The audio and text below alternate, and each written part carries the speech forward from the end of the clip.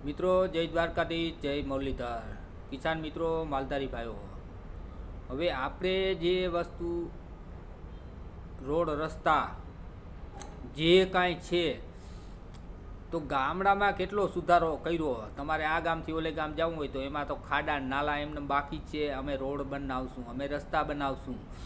હવે આપણે એવો એક આઈડિયો મારી મોદી સાહેબને કહી ગામડે ગામડે બોલાવી એટલે ગામડાના તમામ રસ્તા ઓકે થઈ જાય, કમ્પ્લીટ.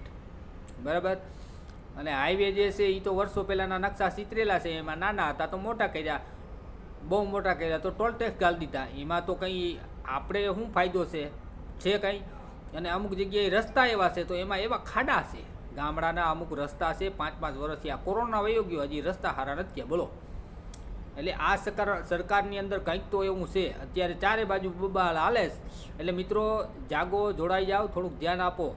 જો સરકાર બદલાવવી હોય તો આપણે જ બદલાવી. કોઈ પણ નેતો, ઉમેદવાર, કોઈ પણ આપણા થકું એ સીટ ઉપર બેસે છે મિત્રો, અને આપણને મત લઈ જાય અને એ મતનું વળતર મળતું નથી મિત્રો. ખેડૂત મિત્રો ખાસ આપણી ઉપર જ અન્યાય છે હો.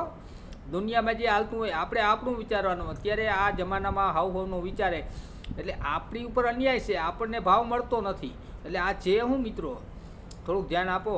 ગુજરાતના તમામ ખેડૂત મિત્રો, કિસાન મિત્રો, જય ભારત.